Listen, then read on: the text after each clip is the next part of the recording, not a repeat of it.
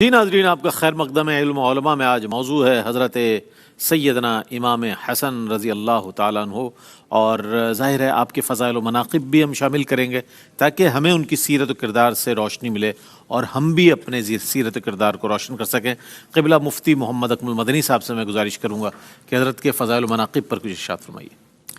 بسم اللہ الرحمن الرحیم۔ ایک تو یہی آیت تطہیر آپ کی فضیلت کے لیے ایک نص قطعی کی حیثیت رکھتی ہے کہ اللہ تبارک و تعالیٰ نے آپ کو ہر قسم کی گندگی سے پاک و صاف فرمایا اور خوب صاف ستھرا کیا۔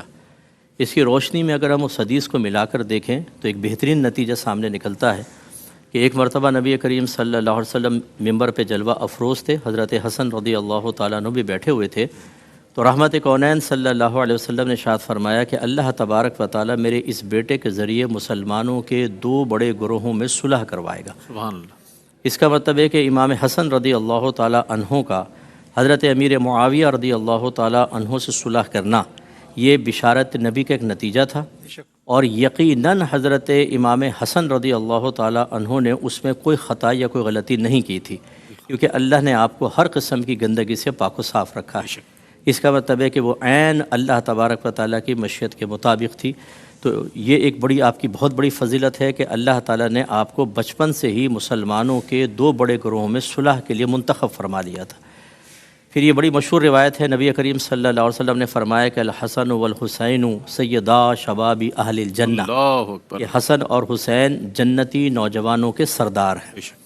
سردار کا مطلب بڑے ہیں۔ اب جنت میں اگر ایک جہت سے دیکھا جائے اس میں دو چیزیں ہیں، اگر ہم دنیاوی نوجوانوں کا اعتبار کریں تو بات بالکل کلیئر ہے، اور اگر یہ دیکھیں کہ جنت کے اندر نبی کریم صلی اللہ علیہ وسلم کی حدیث کے مطابق راوی کو شبہ ہے، حدیث میں نہیں ہے کہ راوی کہتے ہیں نبی کریم صلی اللہ علیہ وسلم نے فرمایا کہ جنت میں جنتیوں کی عمر 30 یا 33 سال کی ہوگی، تو 30 سال کا ایک جوان آدمی ہوتا ہے، اور جب سب کی عمر 30 سال کی ہوگی سارے جوان ہوں گے، اور امام حسن حسین تمام جوانوں کے سردار۔ اللہ اکبر۔ اس کا مطلب ہے ایک جہت سے آپ کو اللہ تبارک و تعالیٰ نے وہاں پر ایک فوقیت سے نوازا ہوگا، لیکن اس کا مطلب یہ نہیں ہے، اور یہ کنفرم دیکھیں بات ہے کہ بعض اوقات ایک کسی جزوی فضیلت سے کوئی اپر لیول پر آتا ہے لیکن کلی طور پر کسی پر فضیلت نہیں پاتا ہے، کہ وہاں تو انبیاء علیہ السلام ہوں گے، اور مسلمانوں کا متفق علیہ عقیدہ ہے کہ غیر نبی کبھی نبی سے افضل نہیں ہو سکتا، بلکہ ہمارے نزدیک اگر کوئی عقیدہ رکھے گا تو دائرہ اسلام سے خارج ہوگا۔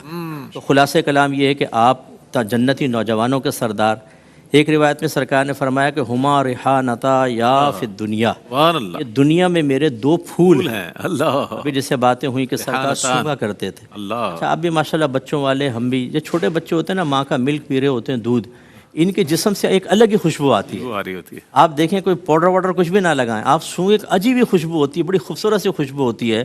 یہ خوشبو آپ کے ہمارے عام بچوں میں، اور جو نواسہ رسول ہے بی بی خدیجہ کا نواسہ، حضرت علی کی اولاد بی بی فاطمہ کے جگر کا ٹکڑا، اس کے جسم سے کیا خوشبو نکلتی ہے۔ ایک مرتبہ حضرت حسن رضی اللہ تعالی عنہ سرکار کے کندھہ اقدس پہ جلوہ افروز تھے، تو نبی کریم صلی اللہ علیہ وسلم نے اللہ کی بارگاہ میں عرض کی اللہم انی احبہ فاحبہ، اے اللہ بے شک میں اس سے محبت کرتا ہوں، تو بھی اس سے محبت فرما۔ اور یقیناً یہ دعا جو ہے اللہ کے الہام سے ہی ہے، اس کا مطلب خود اللہ نے نبی کے زبان سے جاری کروائی، اور نبی مستجاب الدعوات، یقیناً یہ دعا اللہ کی بارگاہ میں مقبول، اور یقیناً امام حسن اللہ کی بارگاہ میں محبوب ترین۔ اور یہ قاعدہ ہوتا ہے کہ جو کسی محبوب کا محبوب ہو اسے محبوب بنا لے، محبوب آپ کو اپنا محبوب بنا لے گا۔ اگر ہم امام حسن سے محبت رکھیں گے، ایک روایت میں ہے بھی کہ جو ان سے محبت رکھے اللہ تعالیٰ انہیں بھی اپنا محبوب بنا لے، تو اس لیے امام حسن سے محبت رکھنا گویا کہ اللہ تعالیٰ کی بارگاہ میں محبوب ہونے کی علامت ہے۔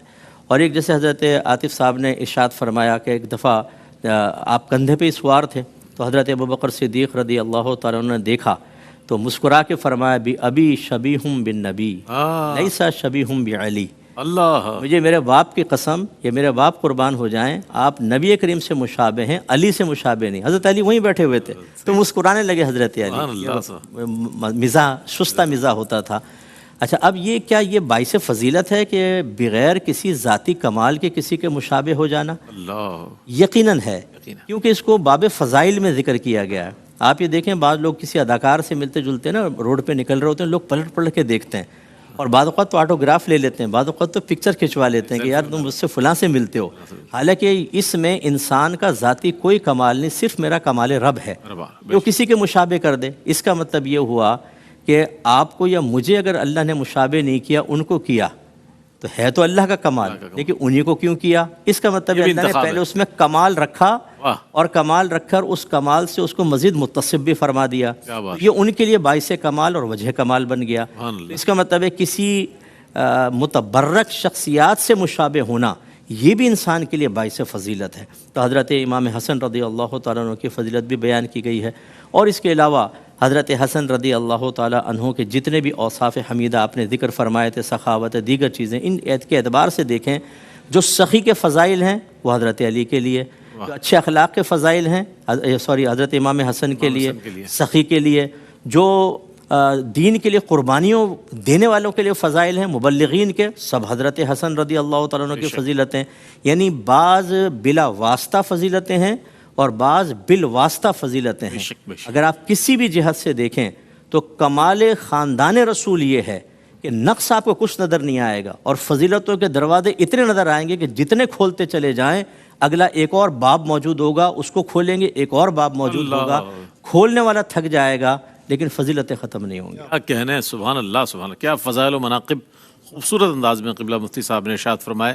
ہمارے ساتھ مفتی ابو محمد صاحب موجود ہیں، تو امام حسن رضی اللہ تعالیٰ عنہ کے علمی مقام و مرتبہ کے حوالے سے کچھ فرمائیے گا حضرت، چونکہ آپ نے فرمایا کہ صرف ولادت کا اور شہادت کا ذکر ہوتا ہے، تو علمی مقام و مرتبہ تو آپ کی زندگی کا ایک بڑا ایک اہم پہلو ہے، میں چاہتا ہوں اس پر کچھ ارشاد فرمائیے گا۔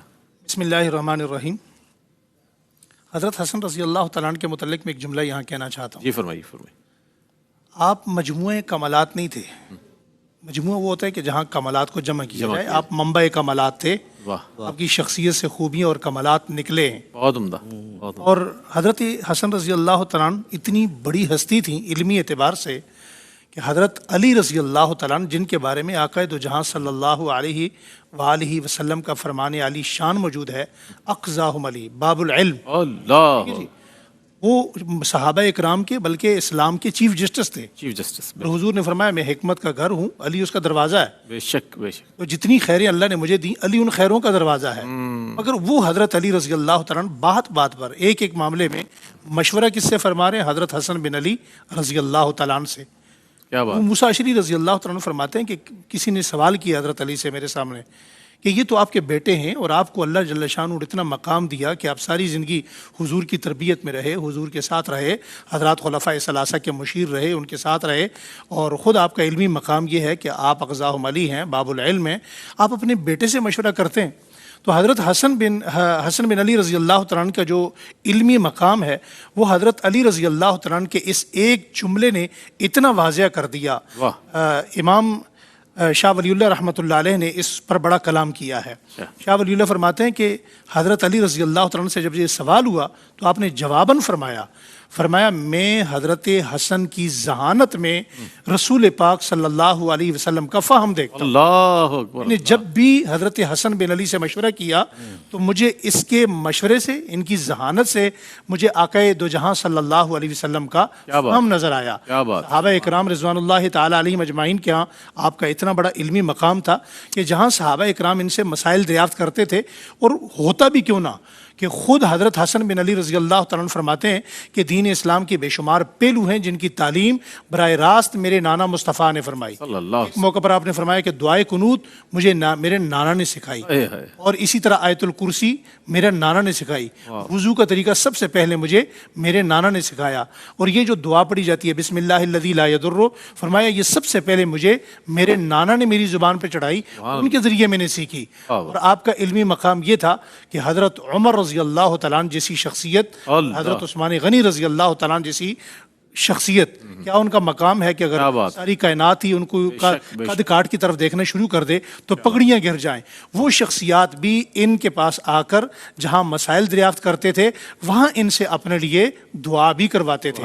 آپ کا حضرت حسن بن علی رضی اللہ تعالیٰ ان کے متعلق مولانا مرشد عالم رحمۃ اللہ علیہ ایک بزرگ گزرے ہیں پرانے زمانے کے، انہوں نے ایک عربی کتاب کا ترجمہ کیا، وہ کتاب مجھے مدینہ منورہ سے ملی، میں حیران ہوا اس میں، انہوں نے حجر اسود سے حضرت حسن بن علی کی شان یوں بیان کی، فرمایا دیکھو حجر اسود کو میرے نبی نے ایک مرتبہ چوما، حضور نے ایک مرتبہ چوما تو قیامت تک دنیا اسے چومتی چلی جا رہی ہے، اور فضیلت کیا بیان ہوئی کہ جو بھی وہاں جائے گا استلام کرے گا یہ اس کے گناہوں کو سک کرے گا، وہ جنت کا پتھر ہے، وہ پوری امت کے گناہوں کو سک کر رہا ہے، اور جن کو حضور نے جب تک حضور دنیا میں رہے وصال نہیں فرمایا، حضور ان کو صبح چومتے، دوپہر چومتے، شام چومتے، کندھوں میں بٹھاتے، گود میں بٹھاتے، ان سے محبت کرنے والے کتنے ایسے ہوں گے کہ ان کی برکت سے ان کے گناہ سک ہوں گے اور اللہ جل شانہ ان کی محبت سے ان کو جنت عطا فرمائیں گے۔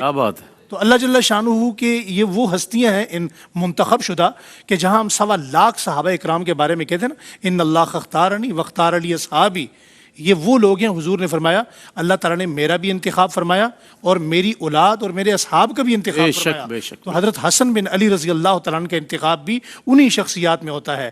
میں ایک جملہ یہاں ان کی فضیلت میں عرض کرنا چاہتا ہوں کہ حضرت عمر رضی اللہ تعالیٰ عنہ کے دروازے پر ان کے اپنے بیٹے حضرت عبداللہ ابن عمر رضی اللہ تعالیٰ عنہ آتے ہیں، دروازے پہ دستک دیتے ہیں، مندق الباب، خادم جاتا ہے دروازہ کھولتا ہے اور کہتا ہے جی آپ ابا جی سے اجازت لے دیں کہ میں ابا جی کے پاس آنا چاہتا ہوں، مجھے کوئی بات کرنی ہے۔ خادم واپس آ کر کہتا ہے کہ جی آپ کے بیٹے عبداللہ ابن عمر ہیں، تو حضرت عمر رضی اللہ تعالیٰ عنہ منع فرما دیتے ہیں کہ ان سے کہو میں اس وقت سرکاری معاملات میں ہوں، اس وقت میں ملاقات نہیں کر سکتا۔ کہا حضرت پیچھے حضرت حسن بن علی بھی تھے، حضرت عمر اپنی مسند سے اٹھے اور باہر تشریف لائے، دروازے پہ آئے تو جہاں خادم نے حضرت عبداللہ ابن عمر کو منع کیا وہ چل دیے، تو حضرت حسن بھی واپس چل دیے، تو حضرت حسن کو آواز دے کر بلایا، اے ابن رسول، یہ نہیں فرمایا ابن علی، فرمایا ابن رسول، میرے رسول کے بیٹے، پلٹ کے واپس تشریف لائیے۔ فرمایا آپ واپس کیوں چلے گئے؟ فرمایا آپ نے اپنے بیٹے کو منع کر دیا تو میں بھی واپس چلا گیا۔ فرمایا وہ میرا بیٹا ہے تو محمد مصطفیٰ کے بیٹے، میرے بیٹے کے لیے میرا دروازہ کسی وقت بند ہوگا، کسی وقت کھلے گا، لیکن عمر کا دروازہ نبی کے بیٹوں کے لیے ان کو بھی کھلا ہے، رات کو بھی کھلا ہے، اپنی مسند پر بٹھاتے۔ اچھا ایک روایت کے اندر بڑی خوبصورت بات ملتی ہے کہ حضور نبی کریم صلی اللہ علیہ وسلم حضرت حسن بن علی کا سر ماتھا چومتے تھے۔ اچھا یہ بات کس سے ثابت ہے؟ حضرت عبادہ بن صامت رضی اللہ تعالیٰ عنہ سے۔ حضرت فاطمۃ الزہرا حضرت حسنین کریمین کا منہ چومتی تھی، گال، اور جب یہ بات خلفاء تک پہنچی تو خلفاء اکرام میں حضرت ابوبکر صدیق رضی اللہ تعالیٰ عنہ نے فرمایا کہ وہ حضرت حسن حسین کا سر چومتے تھے۔ کہا جی آپ سر کیوں چومتے ہیں؟ فرمایا میں نے حضور کو سر چومتے دیکھا ہے۔ حضرت عمر آپ کا ماتھا چومتے تھے، فرمایا آپ ماتھا کیوں چومتے؟ فرمایا میں نے ماتھا چومتے دیکھا ہے۔ حضرت عثمان غنی رضی اللہ تعالیٰ عنہ آپ کے ہاتھ چومتے تھے، حضرت عثمان سے پوچھا آپ ہاتھ کیوں چومتے؟ فرمایا میں نے رسول اللہ کو ان کے ہاتھ چومتے دیکھا۔ جو مقام اللہ تعالیٰ نے ان کو دیا ہے، آج ہمیں ضرورت اس بات کی ہے، اس امر کی ہے کہ ہم ان کی تابعداری کریں، ان کی محبت کو سمجھیں، ان کی تعلیمات کو سمجھیں، ان کی زندگیوں کو سمجھیں اور انہی کے پیچھے چلیں تو ہماری دنیا میں بھی نجات ہے، آخرت میں بھی نجات ہے۔ کہ فضائل و مناقب تو بحر بے کراں ہے، ظاہر ہے ہمیں جتنے قطرے مل جائیں اس سے یہ ہماری خوش بختی۔ ایک مختصر سا وقفے کے بعد لوٹیں گے، ہمارے ساتھ رہیے گا۔ جی ناظرین آپ کا خیر مقدم ہے، حضرت سیدنا امام حسن رضی اللہ تعالیٰ عنہ کی خدمت میں خراج عقیدت و محبت پوری امت پیش کر رہی ہے، چونکہ خانوادہ رسول صلی اللہ علیہ وآلہ وسلم کے یہ وہ چشم و چراغ ہیں کہ جو ہمارے لیے رول ماڈل کی حیثیت رکھتے ہیں پوری اسلامک ہسٹری میں۔ اس حوالے سے آپ کے ذوق عبادت کے حوالے سے بھی کچھ جان لیں۔ ڈاکٹر عاطف اسلم راؤ صاحب موجود ہیں، میں چاہوں گا ڈاکٹر صاحب کچھ اس پر کچھ کلام فرمائیے۔ بسم اللہ الرحمن الرحیم۔ امام حسن رضی اللہ تعالیٰ عنہ عبادت و ریاضت، زہد و تقویٰ کے اعتبار سے بھی بہترین ہمارے لیے رول ماڈل ہیں۔ آپ کی پرورش کیونکہ رسول کریم صلی اللہ تعالیٰ علیہ وآلہ وسلم کی صحبت میں ہوئی، اسی لیے آپ نے عبادت کا ذوق اور عبادت کے اثرات حضور علیہ الصلاۃ والسلام اور اپنے خانوادے سے حاصل کیے ہیں۔ آپ جب وضو کے لیے تشریف لے جاتے تو مورخین لکھتے ہیں، آپ کی سوانح میں لکھا ہے کہ آپ کے چہرے کا رنگ متغیر ہو جاتا، میں وضو کے بعد کس عظیم بارگاہ میں حاضر ہو رہا ہوں، اور جب نماز کے لیے آپ کھڑے ہوتے تو اکثر ایسا محسوس ہوتا کہ آپ کے جسم کا جوڑ کانپ رہا ہے خوف و خشیت کی وجہ سے۔ اللہ تبارک و تعالیٰ نے زہد و تقویٰ میں آپ کو یہ مقام دیا تھا کہ آپ نے کثرت سے حج کیے، جیسا کہ ذکر ہوا 25 مرتبہ حج کیے، اور جتنی مرتبہ حج کیے آپ پیدل مدینہ منورہ سے مکہ مکرمہ کی طرف سفر آپ نے فرمایا۔ آپ سے پوچھا گیا کہ آپ کے پاس سواریاں بھی ہیں, آپ چاہیں تو سواری پر اپنے لیے آسانی کر لیں, لیکن اس کے جواب میں آپ نے یہ فرمایا کہ مجھے حیا آتی ہے میں اپنے مولا کی بارگاہ میں جاؤں اور سواری پر سوار ہو کر جاؤں. اور بسا اوقات ایسا ہوتا تھا کہ کبھی آپ کے پاس رستے میں چپل بھی نہیں ہوتے تھے, کیونکہ آپ کی سوانے میں یہ آتا ہے کہ 3 مرتبہ آپ کی حیات مبارکہ میں ایسا ہوا کہ آپ نے اپنا سب کچھ اللہ کے راستے میں قربان کر دیا. سبحان اللہ. اندازہ لگائیے یہ اس شخصیت کا عبادت کے اندر ذوق اور مقام ہے کہ جنہیں اللہ کے رسول صلی اللہ تعالیٰ علیہ وآلہ وسلم کی زبان مبارکہ سے دنیا ہی میں جنت کی بشارت مل گئی ہے. اگر آج ہم اپنے معاشرے کو دیکھیں, ایک اسٹوڈنٹ کو آپ یہ کہہ دیں کہ تم نے کلاسز نہیں لینی, اسائنمنٹ جمع نہیں کرانے, فرسٹ آ جاؤ گے اور پیپر بھی نہیں دینے, اور 4 GPA تمہاری بنے گی, وہ دوبارہ یونیورسٹی کی طرف نوٹس کی طرف دیکھے گا بھی نہیں. لیکن یہ حضرات وہ ہیں کہ رسول کریم صلی اللہ علیہ وسلم کی بارگاہ میں ان کی ایسی پرورش ہوئی, انہیں یہ ذوق ملا کہ اللہ تبارک و تعالیٰ کی بارگاہ کا قرب حاصل کرنا ہے تو اس کے احکام پر عمل کرنا ہے, اس کی اطاعت کرنی ہے, تبھی اللہ تبارک و تعالیٰ دنیا اور آخرت میں کامیابیوں سے سرفراز فرمائے گا. اور یہ جو جنت کا سرٹیفکیٹ ہے, جنت کی بشارت ہے, یہ ایک بہت بڑا اعزاز ہے. لیکن اس کے باوجود بھی آپ ان کی پوری زندگیوں کو دیکھیں, عام طور پر یہ تصور کیا جاتا ہے کہ جو بندہ عبادت کرتا ہے, زہد و تقوی اختیار کرتا ہے, وہ دنیا سے کٹ جاتا ہے. لیکن ان حضرات کا معاملہ یہ تھا کہ ایک طرف اللہ تبارک و تعالیٰ کی بارگاہ میں ہیں تو دوسری طرف مخلوق کی ضروریات کا خیال رکھ رہے ہیں. یعنی اللہ کے ساتھ بھی مخلص ہیں, اللہ کی مخلوق کے ساتھ بھی مخلص ہیں, ان کے لیے بھی نفع بخش ہیں, اور ہر طرح سے لوگوں کے کام کے لیے اپنے آپ کو پیش کر رہے ہیں. یہ ان کی سیرت اور سوانے میں ہمیں نظر آتا ہے. بہت اچھی بات ہے. اب اہل بیت اطہار رضوان اللہ تعالی علیہم اجمعین کے حوالے سے ہم مقبلہ مفتی صاحب سے جان لیں کہ حقوق و فضائل کیا ہیں ان کے. میں چاہتا ہوں اس پر کچھ روشنی ڈالیے. جی, فضائل پہ تو کافی ہماری گفتگو ہوئی. کچھ حقوق کی طرف نشاندہی کرتے ہیں کہ پہلی چیز تو یہ ہے کہ ان کا حق ہے کہ ہم ان کی اطاعت کریں, اور اطاعت کے لیے لازم سی بات ہے کہ ان احکامات کا جاننا ضروری ہے کہ جو ان کی طرف سے ہماری طرف متوجہ ہوئے ہیں. یعنی اصل تو وہ قرآن و حدیث کے ہی ہیں, لیکن بہت سے ایسے ہوتے ہیں کہ نفوس قدسیہ اس کا وسیلہ بنتے ہیں. بے شک. اور اس کے ساتھ ساتھ میں اتباع کو بھی عرض کروں گا کہ اتباع بھی ان کا ایک حق ہے, کیونکہ یہ تربیت یافتہ ہیں نبی کریم صلی اللہ علیہ وسلم. تو اطاعت ہوتی ہے حکم کے جواب میں, اور اتباع ہوتی ہے عمل کو دیکھ کر, یعنی کسی کے طرز عمل کو دیکھ کر اس کو اختیار کرنا. یہ ان کا حق ہے کہ انہوں نے پوری زندگی ایک مخصوص طریقے سے گزاری کہ اللہ تبارک و تعالیٰ کی اطاعت میں, نبی کریم صلی اللہ علیہ وسلم کی اتباع میں. لہٰذا حق ہے کہ ہم ان کے جو احکام ہیں ان کو اختیار کریں اور ان کی اتباع کریں, اور اس کے لیے ضروری ہوگا کہ زندگی کا مطالعہ کریں. دیکھیں کہ ان سے کون کون سی احادیث مروی ہیں, ان کی جو سوان حیات ہے یا سیرت پاک جمع کی گئی ہے اس کا مطالعہ کر کے اپنے اندر تبدیلیاں پیدا کریں. دوسری بات یہ کہ ان کی عزت اور احترام اس میں قطعی طور پر کوئی کمی نہیں ہونی چاہیے. اس لیے ہمیں یہ چیز سیکھنی چاہیے کہ ان کے بارے میں جب گفتگو کریں تو کون سے الفاظ استعمال کریں, کون سے القابات استعمال کریں, اگر کوئی فضیلت بیان کریں تو کس انداز سے کرنی ہے. بعض فضیلت بھی ایسے بیان کرتے ہیں جیسے کسی کے منہ پہ تماچا مار رہے ہوں, وہ بات ہی کرنی نہیں آتی. ذرا تمیز کے ساتھ گفتگو کرنی چاہیے. میں نے کتنے لوگوں کو دیکھا ہے, عمر نے کہا, ابو بکر نے کہا, عثمان کہا کرتا تھا. شرم نہیں آتی ہے کہ تمہارے ابا کے بارے میں کہے کہ تمہارا ابا اکرم ہو, کہ اکرم نے یہ کہا, تم کہو گے میرے ابا کا نام ایسے لے لیا. اور صحابہ کا نام اتنی تحقیر کے ساتھ لینا, اب وہ کہیں گے ہمارا تو ارادہ تحقیر کا نہیں تھا. وہی میں نے آپ کو سمجھایا کہ توجہ نہیں ہے کہ ہم جب ذکر کر رہے ہیں کسی کی فضیلت کا تو انداز تو ٹھیک کر لیں. یہ بھی بہت ضروری ہے کہ ان کے عزت اور احترام کو ہمیشہ ملحوظ رکھا جائے.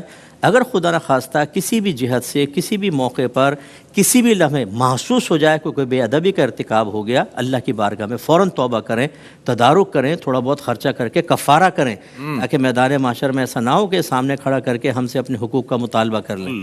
اس کے علاوہ ان کے ایک بہت بڑا حق یہ ہے کہ ان کا دفاع کیا جائے. اگر خدا نخواستہ کوئی جیسے اب باہر سے بہت سارے لوگ ایسے ہیں کہ جو باقاعدہ پری پلان کوشش کر رہے ہوتے ہیں کہ کسی طریقے سے ہمارے اکابرین سے ہمارا رشتہ ٹوٹ جائے. یہ میں دیکھ رہا ہوں کہ بہت زیادہ یہ اس کے اوپر کام ہو رہا ہے کہ 1500 سال کے اکابرین کو نکال دو بس, یا تو نبی کو مان لو یا ہمیں مان لو, بیچ کا حصہ نکال دو. ایسا نہیں ہے, اگر بیچ کا حصہ نکال دیں گے تو آپ صحیح طریقے سے نبی تک بھی نہیں پہنچ سکتے. میں آپ کو صحیح عرض کرنا, اللہ تک پہنچ سکتے ہیں, کیونکہ نبی تک پہنچنے کے لیے بیچ کے لوگ وسیلہ ہیں. اور نبی کریم اللہ تعالیٰ کی بارگاہ تک پہنچنے کا وسیلہ ہیں، تو درمیان کے لوگوں کو نہیں نکالا جا سکتا. تو ان کا دفاع کرنا بھی بہت ضروری ہے. لیکن اس میں مؤدبانہ گزارش بھی یہ ہے کہ اپنی کیپیسٹی، اپنی علمی صلاحیت اور درجات کے اعتبار سے. بعض ہمارے بچے سوشل میڈیا پر بیٹھ کر بڑوں کا دفاع کرنے کی کوشش کرتے ہیں. وہ دفاع نہیں کر رہے ہوتے، ڈیمیج کر رہے ہوتے ہیں. وہ الٹا اور زیادہ بدنامی کا باعث بن رہے ہوتے ہیں. کبھی انداز غلط ہے، کبھی کچی اور ضعیف روایات کے ذریعے، کبھی موضوع روایات کے ذریعے اور زیادہ تنقیدات کا سامنا ہوتا ہے. ہاں، علماء سے سیکھیں، سمجھیں کہ ہمیں کس طریقے سے اپنے نفوس قدسیہ کا دفاع کرنا ہے، ان کی عزت کی حفاظت کرنی ہے. اور خدا کی قسم وہ محتاج نہیں ہے اس کے محتاج نہیں. کوئی ہمارا ان پر احسان نہیں ہے، یہ ان کا احسان ہے. اللہ تبارک و تعالیٰ کی کرم نوازی ہے کہ ہمیں اس خدمت کے لیے مصروف عمل کر دے اور اس کو قبول بھی فرما لے اور ذریعہ نجات بنا دے. بہت عمدہ. اس کے علاوہ میں گزارش کرتا ہوں، یہ ان کا حق بھی ہے کہ جو ان سے ہم نے حاصل کیا کچھ نہ کچھ بڑوں کو تحفہ دینا چاہیے.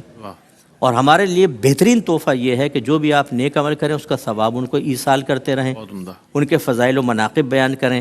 اور اگر آپ یہ چاہتے ہیں، میں اپنے عوام سے گزارش کر رہا ہوں، اگر یہ چاہتے ہو کہ میدان محشر میں یہ نفوس قدسیہ تمہیں خود ڈھونڈ کر، آپ کو ہمیں خود ڈھونڈ کر اپنے سینے سے لگائیں اور بارگاہ الہی میں سفارش کریں، ایک بہت بڑا کوئی ثواب جاریہ کر دیں ان کے لیے. کیا بات ہے. آج جیسے امام حسن رضی اللہ تعالیٰ عنہ کے مناقب ذکر کر رہے ہیں، کوئی ایک مسجد بنا دیں ان کے نام کی، کسی طالب علم کو عالم مفتی بنا دیں، کسی کو حافظ بعمل حافظ قرآن بنا دیں، طالب علم کو دینی کتابیں دے دیں، کسی عالم دین جو مسلسل اچھا دین کا کام کر رہے ہیں ان کی خدمت کر دیں، سفید پوشی کا ان کا بھرم رکھتے ہوئے، عزت نفس کو ملحوظ رکھتے ہوئے.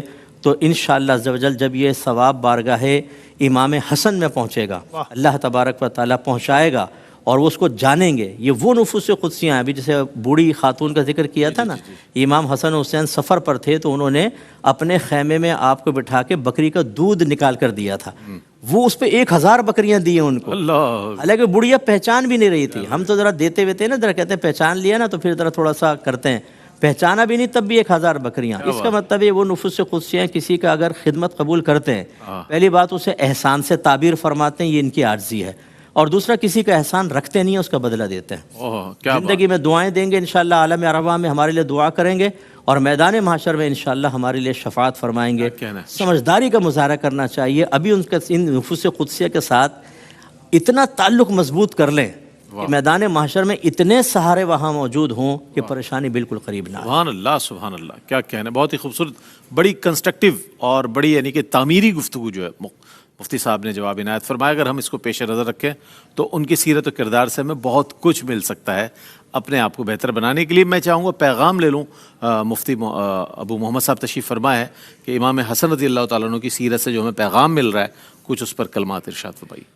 بسم اللہ الرحمن الرحیم. ایک معروف حدیث مبارکہ ہے، المرء مع من احبہ. کیا بات. محبت کرو گے اسی کے ساتھ اپنے آپ کو کھڑا پاؤ گے.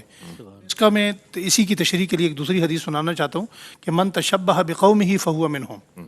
اگر ہم محبت کرتے ہیں تو ہمیں اطاعت بھی انہی کی کرنی ہے. اپنی شکل و صورت، وضع قطع، ہمارا اٹھنا بیٹھنا، عقائد، معاملات، معاشرت، اخلاق، یہ بھی انہی کے نقش قدم پر ہونے چاہیے.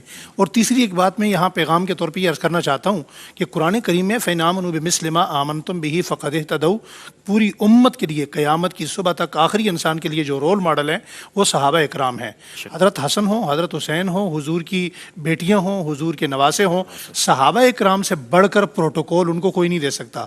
ہمیں یہ دیکھنا ہوگا کہ صحابہ اکرام نے کیا پروٹوکول دیا تھا، کیا انداز دیا تھا، ہمیں ان کو فالو کرنا ہے، ان کے نقش قدم پر چلنا ہے. اور حضرت حسن بن علی رضی اللہ تعالیٰ اس ہستی کا نام ہے. آپ سے کسی نے پوچھا، چونکہ رمضان بھی جا رہا ہے اور آپ کا ولادت کا دن بھی ہے، کسی نے پوچھا تقویٰ کسے کہتے ہیں؟ آپ مطاف میں بیٹھے ہوئے تھے، فرمایا تنہائی میں اللہ سے ڈرنے کو تقویٰ کہتے ہیں. کیا بات ہے مفتی صاحب. باقی چیزیں تو سمجھ آتی ہیں، مطلب کی ہوتی ہیں. ہمیں اللہ سے ڈرنے کو تقویٰ نظر کیوں نہیں آتا؟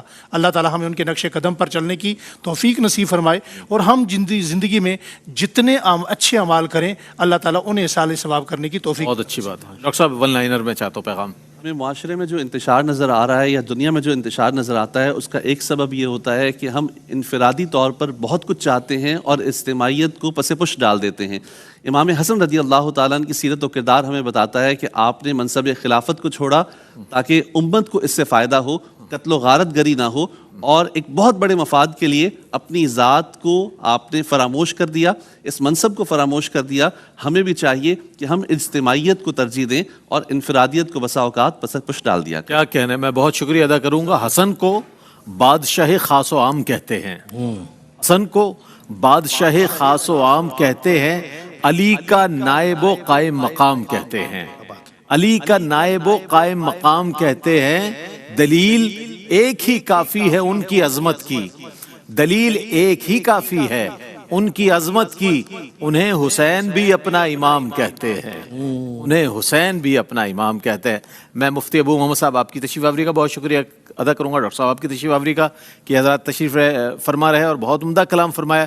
قبلہ مفتی محمد اکمل مدنی صاحب ہمارے ساتھ موجود ہیں، اور آپ کے لیے یہ بھی میں ایک خوشخبری بتا دوں کہ اس کے فوری بعد جو سیگمنٹ ہے وہ آپ کے مسائل کا حل ہے، جس میں قبلہ مفتی صاحب تشریف فرما ہوں گے اور آپ کے سوالات ہم براہ راست لیں گے۔ تو فوری طور پر جو سوالات آپ کے پاس ہیں وہ کاپی پین لے لیں اور لکھ لیں، تاکہ فوری طور پر آپ سوال کر سکیں، اور آپ کے جوابات کے لیے قبلہ مفتی صاحب تشریف فرما ہوں گے۔